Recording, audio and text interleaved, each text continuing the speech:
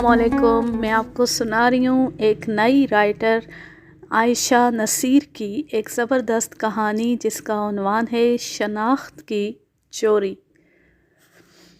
कत्ल की बाज़ वारदातें बड़ी अजीब होती हैं।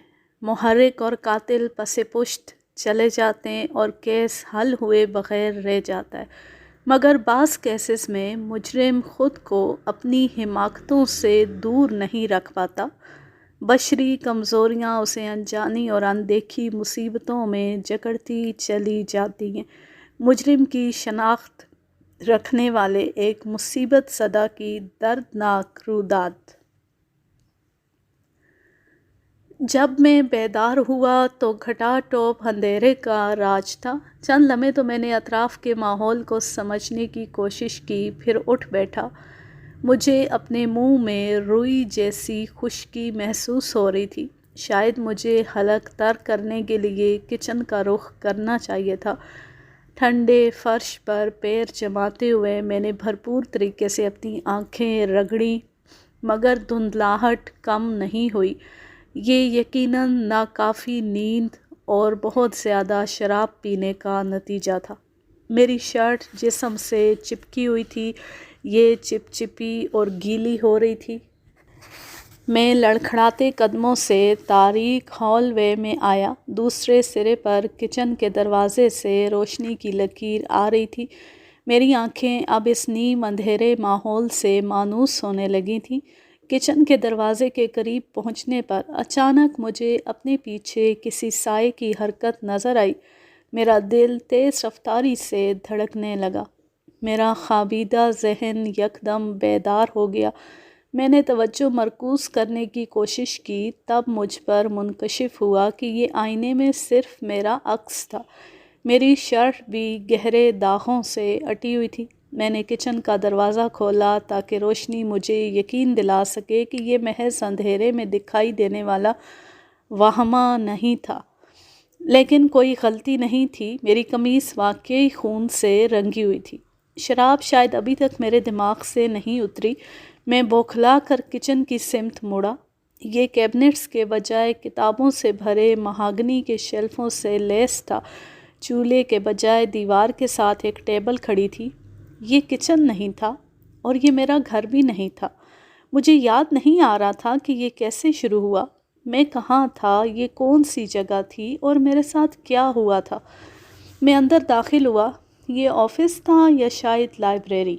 एक दीवार पर किताबों की भरमार थी।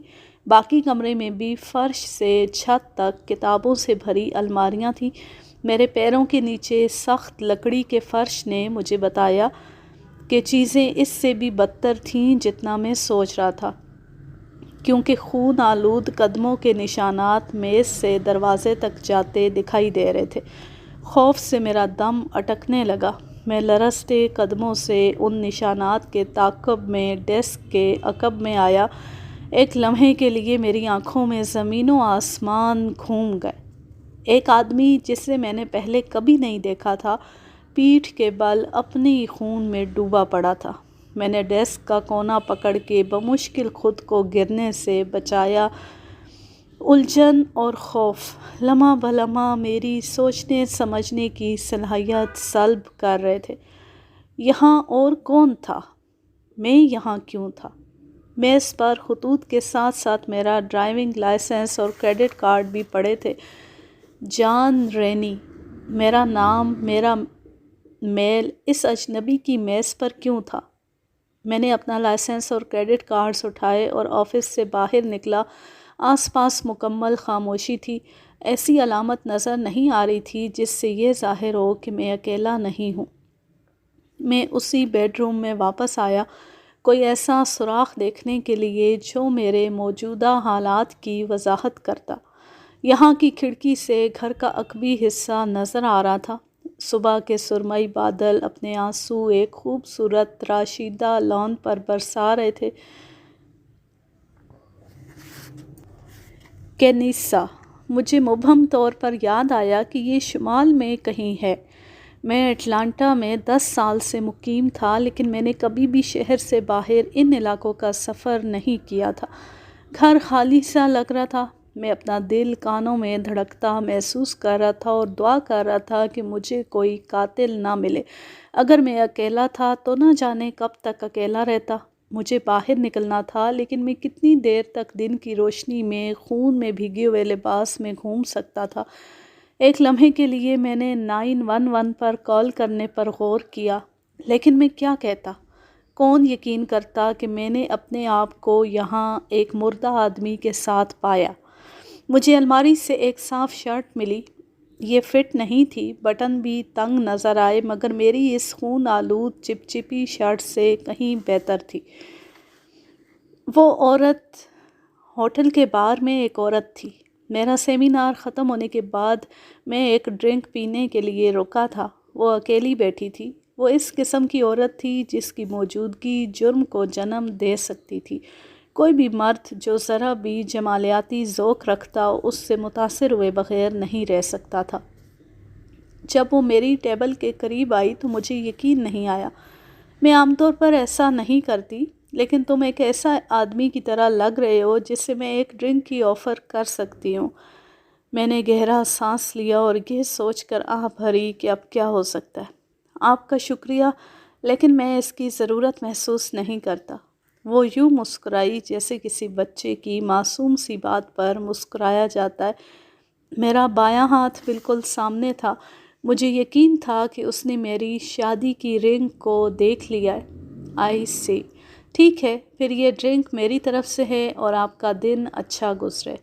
یہ کہہ کر وہ مڑ کر دلکش چال چلتی ہوئی دور چلی گئی اور میں نے خود پر لعنت بھیجی۔ اس قدر محتاط ہونے کی بھی کیا ضرورت تھی؟ ایک ڈرنک پینے سے کیا قیامت آ جاتی؟ ایک وقت تھا جب اوہ گاڈ، یہ میں کیا سوچ رہا ہوں؟ وہ وقت گزر چکا تھا اور اب میری بیوی تھی جس سے میں پیار کرتا تھا اور 2 بچے تھے جو میری زندگی تھے۔ بار ٹینڈر میرے لیے دوسری ڈرنک لایا اور میں اپنی بنائی ہوئی فینٹیسی کے ساتھ اس کا مزہ لینے لگا۔ میں نے ڈرنک ختم کی تو دیکھا وہ وہیں موجود تھی اور میری طرف ہی دیکھ رہی تھی۔ مجھ سے نظر ملتی ہی وہ مسکرائی تو جواباً میں بھی مسکرا دیا۔ آپ واقعی میرے ساتھ ایک ڈرنک نہیں چاہتے؟ اس نے دوبارہ یہ سوال کیا۔ کم آن، میں آپ کو کھا نہیں جاؤں گی۔ میں اچھی طرح جانتا تھا کہ مجھے بغیر کسی تاخیر کے گھر جانے کی ضرورت ہے، لیکن اس کے پاس ایک خوبصورت جسم تھا اور ایک دلکش چہرہ جس نے میری آنکھوں اور ماضی کو یرغمال بنا رکھا تھا۔ اوکے، مجھے لگتا ہے اس میں کوئی مذائقہ نہیں۔ میں نے بغیر لڑے ہی ہتھیار ڈال دیے۔ ایک حسین عورت جب اتنے اصرار سے دعوت دے تو دل و دماغ مزاحمت کرنے کی پوزیشن میں نہیں رہتے۔ میں بھی اس وقت صرف اپنے اندر کے بہکے ہوئے مرد کی بات سن رہا تھا۔ اس کا نام ولا تھا اور وہ ایک پیانسٹ تھی۔ اپر کلاس مہمانوں کے لیے موڈ میوزک چلاتی تھی جو اکثر لابی کے لاؤنج میں آتے تھے۔ شیرون، مجھے شیرون کو فون کرنا چاہیے۔ وہ کیا سوچ رہی ہوگی؟ شاید اس نے اب تک پولیس کو انفارم کر دیا ہو۔ جان، تم کہاں ہو؟ پوری رات باہر گزار کر بھی تمہارا جی نہیں بھرا؟ شیرون، میں بہت مشکل میں ہوں۔ میرا لہجہ جذبات کے بوجھ تلے دب کر ٹوٹنے لگا جب میں نے اس کی ملائم آواز سنی۔ مجھے اس کی آواز بہت پسند تھی۔ وہ میرے اعصاب کو جوڑے رکھتی۔ جب بھی میں پریشان ہوتا، میں اسے بتانا چاہتا تھا کہ میں کبھی بھی ایک ساتھ ہماری زندگی کو خطرے میں نہیں ڈالوں گا۔ میں نہیں جانتا کہ میں کہاں ہوں یا میں یہاں کیسے پہنچا۔ دوسری طرف خاموشی چھا گئی۔ مجھے یقین تھا کہ وہ بالکل نہیں سمجھی ہوگی کہ اس نے کیا سنا۔ اس نے کہا بھی یہی، میں سمجھی نہیں۔ مجھے اس گھر میں ہوش آیا۔ مجھے نہیں معلوم کہ یہ کہاں ہے۔ آخری چیز جو مجھے یاد ہے وہ سیمینار کے بعد دی پلازا کے بار میں شراب پینا ہے۔ تم کس کے ساتھ شراب پی رہے تھے؟ میں اسے اس عورت کے بارے میں نہیں بتا سکا۔ وہ نہیں سمجھے گی اگر میں کہوں کہ میں بے قصور ہوں۔ میں نے شیرون کو بتایا کہ میں اکیلا ہی ہوں اور مجھے کچھ یاد نہیں ہے۔ تمہاری گاڑی کہاں ہے؟ میں نے اپنی گاڑی کے بارے میں نہیں سوچا تھا۔ میں نے اس سے کہا کہ وہ ہولڈ پر رہے اور مین انٹرنس کی طرف آیا۔ میری چابیاں میری جیب میں تھیں، لیکن ڈرائیو وے میں کوئی کار نہیں تھی۔ اور 3 کاروں والے گیراج میں صرف ایک کار تھی، ایک کالی مرسڈیز۔ میں نے شیرون کو بتایا کہ میری گاڑی وہاں نہیں ہے۔ میں نے اسے خون اور لاش کے بارے میں بھی بتایا۔ اس کی آواز کانپنے لگی۔ اب وہ فون پر چیخ رہی تھی، تمہیں پولیس کو بلانا ہوگا۔ میں ایسا نہیں کر سکتا۔ تمہارے خیال میں وہ اس کا الزام کس پر عائد کریں گے؟ مجھے نہیں پتا، لیکن تمہیں وہاں سے نکلنا ہوگا۔ تم وہاں نہیں رہ سکتے، باہر نکلو، شاید تمہیں کوئی جانی پہچانی چیز نظر آ جائے۔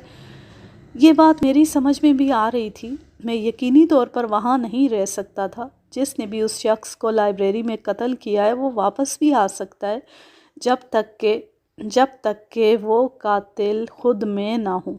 میں نے شیرون کو ایڈریس اور زپ کوڈ دیا۔ چند ہی لمحوں میں اس نے اپنا لیپ ٹاپ کھولا اور مجھے جواب دیا، تم کوب کاؤنٹی میں ہو۔ یہ اٹلانٹا کے شمال مغرب میں تقریباً 30 میل کے فاصلے پر ہے۔ میں تمہیں لینے آ رہی ہوں۔ نہیں، میں تمہیں اس سب میں شامل نہیں کرنا چاہتا۔ تمہیں بچوں کے ساتھ رہنا ہے۔ میں یہاں سے نکلنے کی کوشش خود ہی کرتا ہوں۔ جب میں کسی محفوظ مقام پر پہنچوں گا تو تمہیں فون کر دوں گا۔ میں نے اپنی خون آلود شرٹ تکیے پہ رکھی اور بیڈ روم سے باہر آیا۔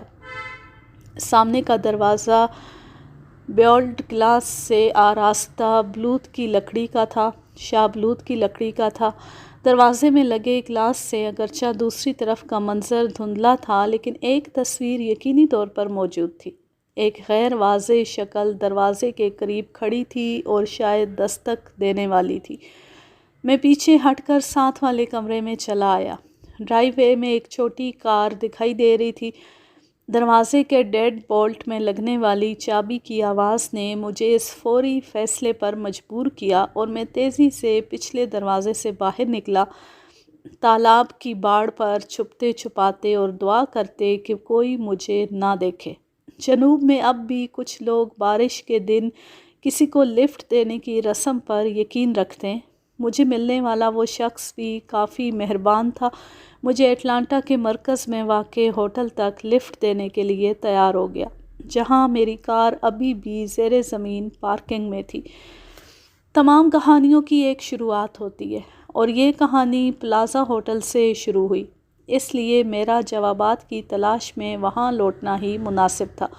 مجھے ان کو تلاش کرنا تھا، اس سے پہلے کہ پولیس نقطوں کو جوڑے اور ایک تصویر دریافت کرے جو میری طرح نظر آتی تھی۔ فرنٹ ڈیسک پر ایک ہینڈسم نوجوان نے میرے گیلے اور ملگجے کپڑوں کو دیکھتے ہوئے ایک پرجوش مسکراہٹ اور الجھن کا اظہار کیا۔ مجھے افسوس ہے جناب، لیکن لاؤنج میں کوئی پیانسٹ نہیں ہے۔ ہمارے پاس کوئی پیانو بجانے والا ہے ہی نہیں۔ ہمارا میوزک ریکارڈڈ ہوتا ہے۔ میں نے جو کچھ دیکھا تھا اس کے بعد مجھے حیران نہیں ہونا چاہیے تھا۔ جھوٹ وہ گوند ہے جو جالے کو ایک ساتھ رکھتا ہے، اور اس عورت نے مجھے اس جال میں کھینچ لیا تھا۔ شاید میں اس کے بارے میں کچھ جانتا تھا، یا شاید وہ مجھے جانتی تھی، کیونکہ مجھے سمجھ نہیں آ رہا تھا کہ اس نے میرے ساتھ آخر ایسا کیوں کیا۔ بار مرکزی لابی سے جڑا ہوا تھا۔ میں نے بار ٹینڈر کو دیکھا، اس کی نظر بھی مجھ سے ملی۔ ایک پل کے لیے مجھے لگا وہ بھاگ کھڑا ہوگا، لیکن وہ یقینی طور پر میرے قریب سے گزرے بغیر نہیں بھاگ سکتا تھا۔ فرار کا راستہ مسدود ہونے پر میں نے اس کی آنکھوں سے چھلکتی مایوسی بھانپ لی۔ تم نے میرے ساتھ کیا کیا؟ وہ مجھ سے نظریں چراتے ہوئے کاؤنٹر صاف کرنے لگا۔ تم نے میری ڈرنک میں کیا ملایا تھا؟ اس بار میری آواز بلند تھی۔ کئی سر اس جانب مڑ گئے۔ میں نہیں جانتا کہ آپ کا کیا مطلب ہے۔ تم نے میری ڈرنک میں کچھ ڈالا؟ کیا اس نے تمہیں ایسا کرنے کو کہا تھا؟ میری آواز مسلسل بلند ہو رہی تھی۔ بار ٹینڈر مجھ سے دور ہو گیا، لیکن میں نے اس کا پیچھا کیا۔ مجھ سے بات کرو یو باسٹرڈ، یہاں سے چلے جاؤ ورنہ میں پولیس کو بلا لوں گا۔ وہ بھی گھبرا کر چلا اٹھا۔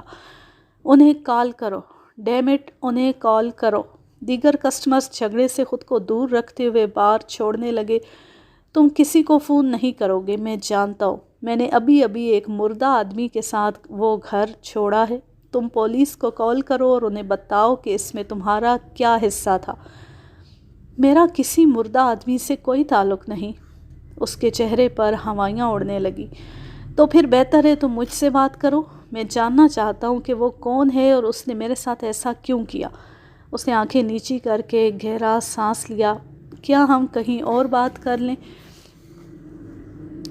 اپنے ہاتھ اس کی گردن سے دور رکھنے کے لیے میں اس بینچ پر اس سے کافی فاصلے پر بیٹھا۔ اسے برداشت کرنا میرے لیے مشکل تھا، مگر شاید اس کے پاس وہ معلومات تھیں اور میں اس کے بغیر خود کو اس بکھیڑے سے کبھی نہیں نکال سکتا تھا۔ دیکھو، اگر کوئی مر گیا ہے تو میں اس کے بارے میں کچھ نہیں جانتا۔ تم مجھے یہ بتاؤ کہ تم نے میری ڈرنک میں کیا ڈالا تھا؟ GHB۔ کیا مصیبت ہے! GHB؟ یہ کیا ہے؟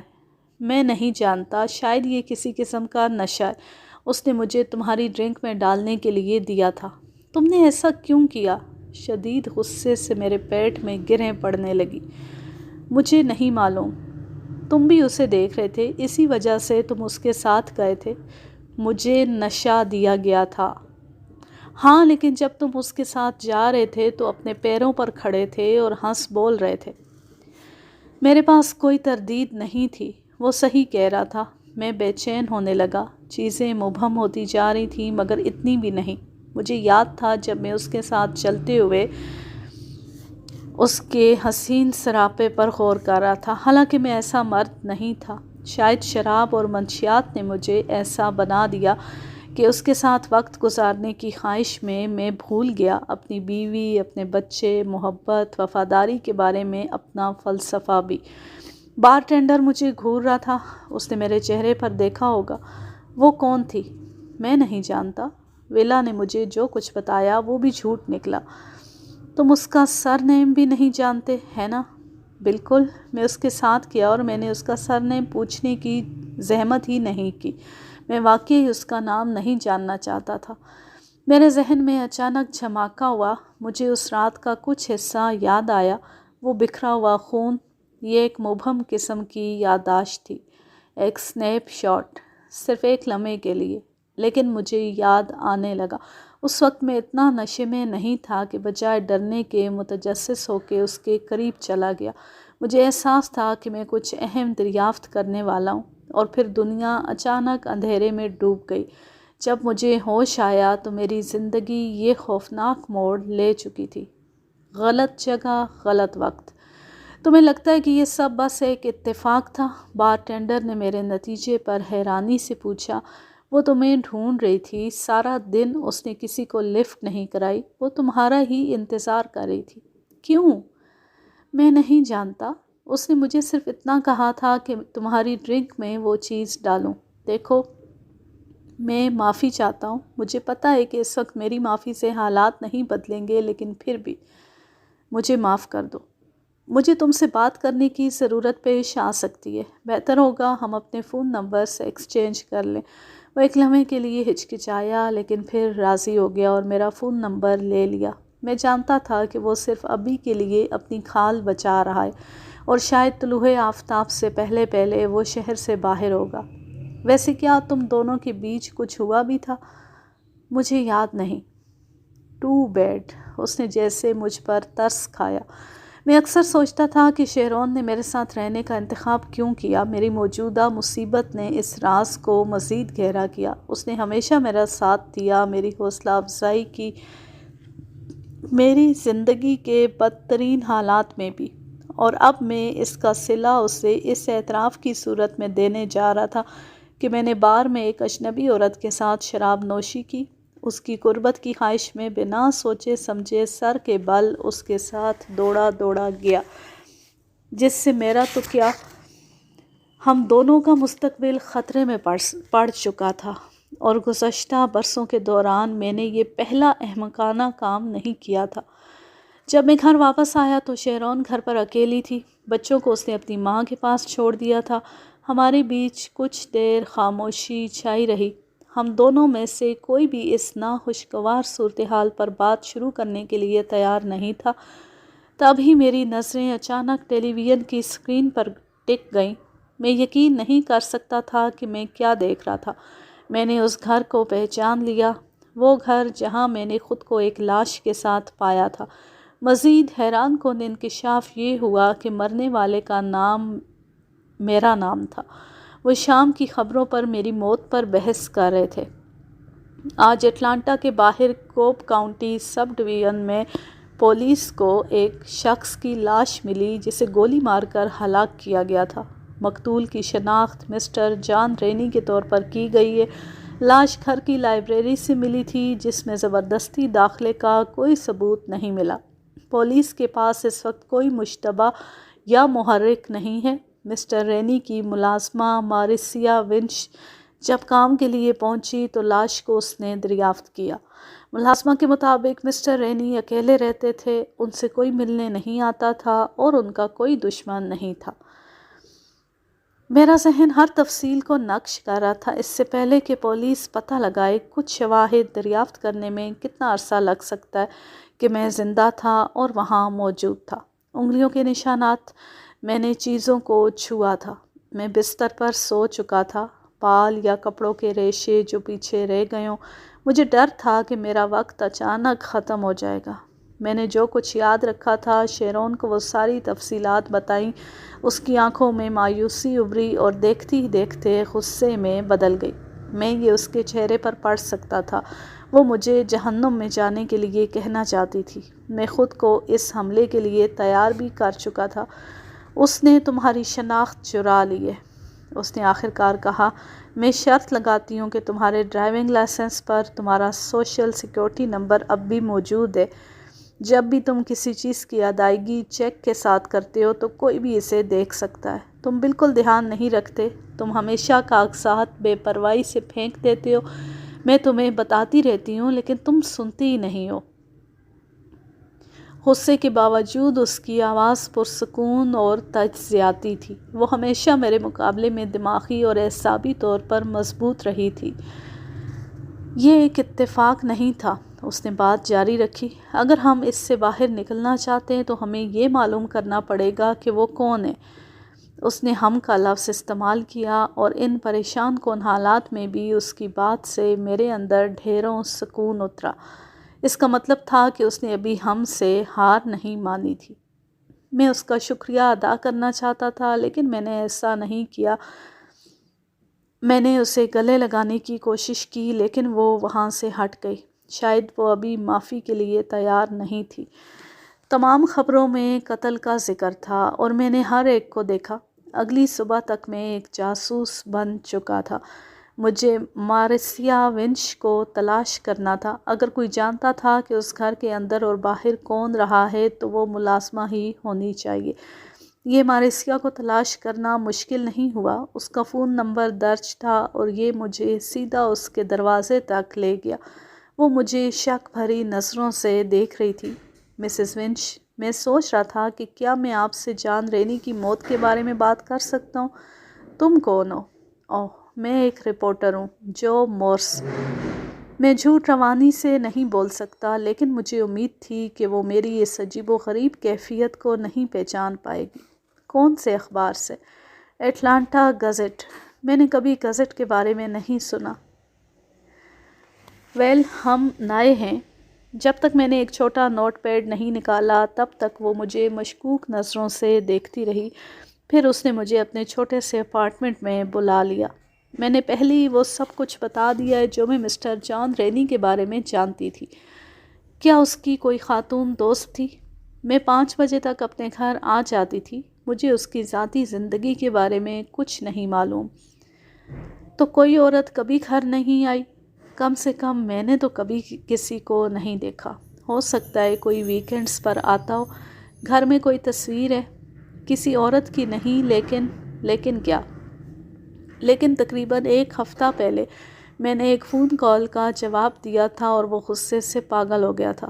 اصل میں فون کافی دیر سے بج رہا تھا اور مسٹر جان رینی فون نہیں اٹھا رہے تھے تو کال میں نے ریسیو کر لی۔ وہ کوئی عورت تھی اور مسز ونش، میں گھر میں داخل ہونا چاہتا ہوں۔ اس نے حیرت سے میری طرف دیکھا۔ میں ایسا نہیں کروں گی۔ کیا تم پاگل ہو؟ تم گھر میں گھسنے کی کوشش کیوں کر رہے ہو؟ تصویریں لینے کے لیے۔ اس سے ایک بہتر کہانی بنے گی۔ آپ کے پاس اب بھی ایک چابی ہے نا؟ ہاں، لیکن پولیس نے اسے پیلے رنگ کے ٹیپ سے بند کر دیا۔ وہ کسی کو داخل ہونے ہی نہیں دیں گے۔ وہ پچھلے ہفتے تھا، اب کوئی فرق نہیں پڑتا۔ لیکن میں تمہیں $200 دوں گا، تم بس مجھے اندر جانے دو۔ میں نے اپنی بات میں وزن ڈالنے کے لیے اپنے بٹوے سے 250 نکالے۔ تم نے 200 کہا، اس نے ایک عارضی توقف کے بعد کہا، اور میرا دل بلیوں اچھلنے لگا۔ تمہیں یقین ہے کہ پولیس کو کوئی پرواہ نہیں ہوگی؟ یقیناً نہیں۔ غروب آفتاب سے کچھ پہلے ہم وہاں پہنچے۔ ماریسیا کافی گھبرائی ہوئی تھی۔ وہ سامنے والے دروازے کے پاس ہی ٹھہر گئی۔ یہ ایک نعمت تھی۔ میں اس کی موجودگی میں اپنا کام نہیں کر سکتا تھا۔ میں لائٹس آن کیے بغیر ہی گھر میں چکراتا رہا۔ بیڈ رومز میں سے ایک میں ایک کارڈ لیس فون تھا۔ میں نے کالر آئی ڈی لاگ کے ذریعے اسکرول کیا۔ اس کے انکمنگ فون کانٹیکٹس نہ ہونے کے برابر تھے۔ نام کی شناخت کے ساتھ کوئی بھی نمبر نہیں تھا، لیکن ایک نمبر سے کئی بار کالز آئی تھیں، اور اکثر شام کے اوقات میں۔ یہ میری مطلوبہ چیز ہو سکتی تھی۔ واپسی میں ماریسیا خاموش تھی جب تک کہ ہم اس کے اپارٹمنٹ بلڈنگ نہیں پہنچ گئے۔ وہ گاڑی سے نکلی تو اس کا چہرہ سخت اور آواز کھردری تھی۔ میں نہیں جانتی کہ آپ کون ہیں مسٹر رپورٹر، اور جاننا بھی نہیں چاہتی، لیکن کیمرے کے بغیر تصویریں لینا مشکل ہے نا؟ وہ اتنا کہہ کر پیچھے مڑ کر دیکھے بغیر اپنی بلڈنگ کی طرف تیزی سے چل پڑی۔ میں نے بھی وہاں سے نکلنے میں دیر نہیں کی۔ کوئی نقصان نہیں، کوئی غلطی نہیں۔ اسے رقم ملی، اور وہ میرا اصل نام تک نہیں جانتی تھی۔ میں شیرون کا نام پکارتا ہوا گھر میں داخل ہوا تھا۔ اس سے پہلے کہ میں گھر میں چھائی اس غیر معمولی خاموشی کو محسوس کرتا، میری نظر لیونگ روم کے ایک صوفے پر گود میں ہاتھ رکھے بالکل ساکت بیٹھی شیرون پر پڑی۔ اس نے سپاٹ نظروں سے میری طرف دیکھا، اور ایک مصنوعی مسکراہٹ اس کے چہرے پر پھیل گئی، لیکن اس کی آنکھوں کے تاثر میں کوئی تبدیلی نہیں آئی تھی۔ ہنی، تم آ گئے، دیکھو ہم سے کون ملنے آیا۔ تب ہی میری نظر ان دونوں پر پڑی۔ وہ دونوں سوٹ میں ملبوس تھے، مگر اس سے وہ تاثر نہیں بدلا۔ کوئی بھی ان کو دیکھ کر پہچان لیتا کہ وہ پولیس والے تھے۔ میرا دماغ بند ہونے لگا۔ میں صرف ایسے منظر نامے کا تصور کر سکتا تھا جو کسی کو میری بے گناہی پر قائل کر سکے، لیکن اس وقت میں بس ٹکر ٹکر انہیں دیکھے جا رہا تھا۔ مسٹر رینی، میں ڈیٹیکٹیو ہرش ہوں، اور یہ ڈیٹیکٹیو جانسن ہے۔ ڈیٹیکٹیو ہرش نے اپنی آئی ڈی لہراتے ہوئے میری طرف ہاتھ بڑھایا۔ کوئی آفیسر کسی مجرم کو گرفتار کرتے ہوئے اس سے ہاتھ نہیں ملاتا۔ میرے تنے ہوئے اعصاب تھوڑے ڈھیلے پڑ گئے، لیکن مکمل طور پر نہیں۔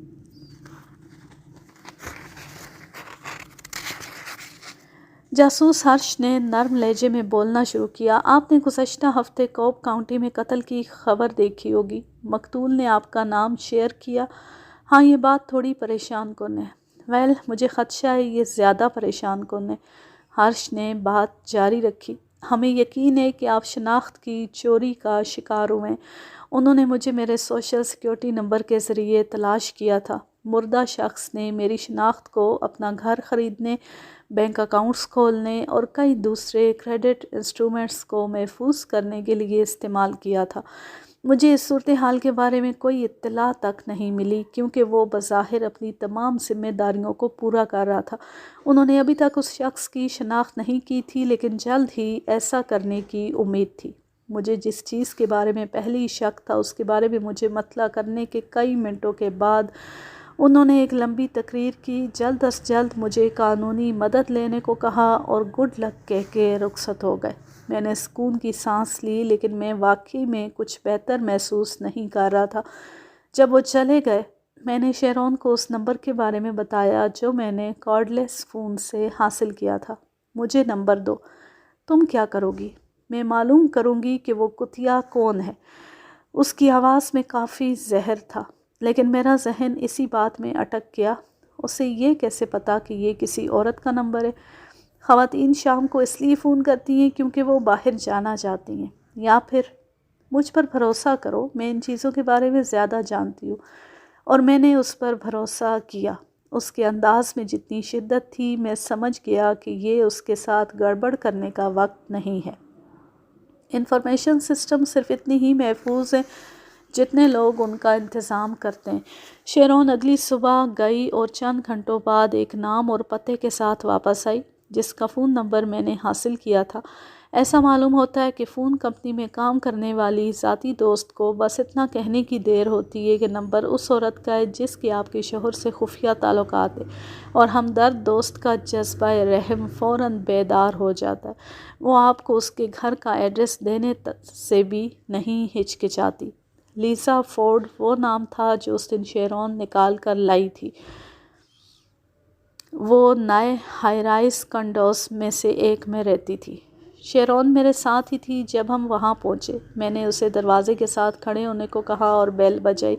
مجھے شبہ تھا کہ لیزا اور ولا ایک ہی شخصیت کے دو نام ہیں، اور اگر میں صحیح ہوں تو وہ مجھے فوراً پہچان لے گی اور پھر شاید دروازہ نہ کھولے۔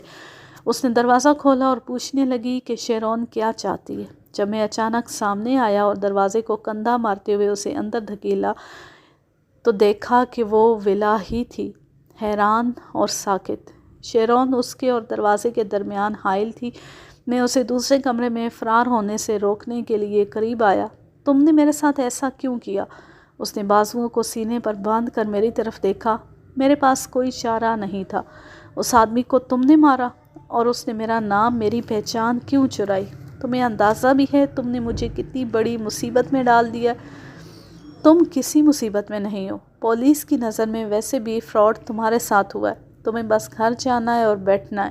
یہ سب ختم ہو جائے گا اور کسی کو تکلیف نہیں ہوگی۔ یہ صرف تمہارا خیال ہے۔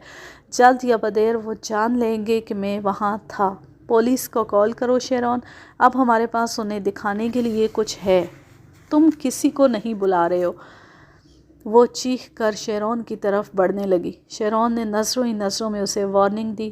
ولا کی نظریں مایوسی میں شیرون سے میری طرف پلٹیں، اور پھر اس نے قریبی میز پر جھپٹا مار کر اپنا پرس اٹھایا، اور اس کی اچانک حرکت سے شیرون کی توجہ بٹی اور اس نے شیرون کو ایک طرف دھکیل کر باہر کی طرف دوڑ لگا دی۔ میں اس کے پیچھے بھاگا۔ وہی اس ساری مصیبت کی جڑ تھی۔ اگر پولیس کو میرے اس گھر میں ہونے کا کوئی ثبوت مل جاتا تو سب ختم تھا۔ اگر وہ مجھے مجرم نہ بھی ٹھہراتے تو قانونی فیس، میری ملازمت کا نقصان اور شاید میری فیملی کا بھی مجھے تباہ کر دیتا۔ میں اسے دور جانے دینے کا متحمل نہیں ہو سکتا تھا۔ چند منٹوں میں اٹلانٹا کی گلیوں میں ایک عورت کا پیچھا کر رہا تھا۔ لوگ مجھ پر چیخ رہے تھے اور کاریں ہارن بجا رہی تھیں۔ میں ہر جگہ لوگوں کو سیل فون ڈائل کرتے دیکھ سکتا تھا۔ سب کا فوری گمان یہ تھا کہ میں برا آدمی ہوں۔ وہ بہت تیز بھاگ رہی تھی۔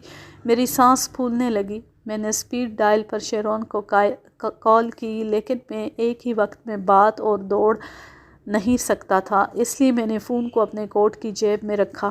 وہ ایک گلی میں گھس گئی، اور جب میں نے کونا مڑا تو پستول کی نال اپنی جانب پائی۔ یہ تمہارا آخری موقع ہے، مجھے جانے دو، وہ چلائی۔ اس نے پستول دونوں ہاتھوں سے پکڑا اور اسے میری آنکھوں کے بیچ تان لیا۔ میں جم گیا۔ وہ ایک قتل کر چکی تھی اور مجھے کوئی شک نہیں تھا کہ وہ میرے ساتھ بھی ایسا ہی کرے گی۔ وہ پھنسی ہوئی اور بے چین تھی، اور میرے پاس اپنے دفاع کے لیے اپنی دلکش شخصیت کے سوا کچھ بھی نہیں تھا۔ اگر تم مان گئے تو تمہاری پریشانی کے لیے میں تمہیں 50,000 دے سکتی ہوں۔ میں ہاتھ اٹھائے کھڑا تھا۔ مجھے یقین نہیں آیا وہ مجھے رقم آفر کر رہی ہے۔ اگر میں تمہیں مار ڈالوں تب بھی میں یہاں سے تو نکل ہی جاؤں گی۔ اب فیصلہ تم کرو۔ میں خاموشی سے کھڑا اسے گھورتا رہا، کیونکہ مجھے سمجھ نہیں آ رہا تھا کہ میں کیا کہوں۔ میرے پرس میں 10,000 ہیں، میں باقی کے جا کر بینک سے لے سکتی ہوں۔ تم میرے ساتھ چلو۔ یہ میری زندگی واپس نہیں کرے گا۔ میں اس کی آنکھوں میں دیکھ رہا تھا۔ یہ گولی بھی نہیں چلے گی۔ اس نے پستول لہرایا۔ میں پیچھے ہٹنے لگا۔ یہ ایک وقفہ تھا۔ میں اس جنگ کو کسی اور دن جاری رکھنا چاہتا تھا۔ یا تو ہم اکٹھے چلیں گے یا میں اکیلی جاؤں، اور تم جانتے ہو میرے اکیلے جانے کا کیا مطلب ہے۔ اس کے لہجے میں وارننگ تھی، لیکن اس کے یہ الفاظ مجھے روکنے کے لیے کافی تھے۔ ٹھیک ہے، میں تیار ہوں، لیکن 50,000 کافی نہیں ہے۔ اس نے میرے بدلے ہوئے انداز پر چونکتے ہوئے میری طرف دیکھا۔ میں اپنی اس مصیبت کے لیے 1,00,000 لوں گا۔ میں نے سوچا اگر میں زیادہ لالچ کا مظاہرہ کروں تو شاید اس کا زیادہ اعتماد جیت پاؤں۔ اور مجھے ذرا زیادہ وقت مل سکے۔ میں صرف امید کر سکتا تھا کہ میرا فون ابھی بھی آن ہو اور شیرون نے ہماری گفتگو سن لی ہو۔ اگر میں صحیح اور خوش قسمت تھا تو مجھے بچانے کے لیے اس کے پاس پولیس تھی۔ ولا میرے قریب آئی، یہاں تک کہ اس کا پستول میرے پیٹ سے صرف 1 انچ کے فاصلے پر رہ گیا۔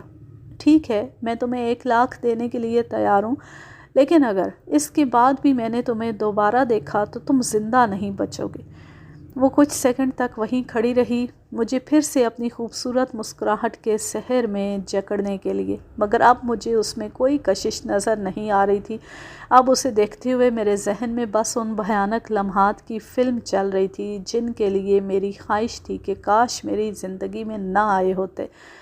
چند منٹوں میں ہی ہم ایک ٹیکسی میں بیٹھے تھے جو اٹلانٹا کی گلیوں کو تیز رفتاری سے پیچھے چھوڑ رہی تھی اور میں دور ہوتا جا رہا تھا، شیرون سے دور اور بچاؤ کی امیدوں سے دور۔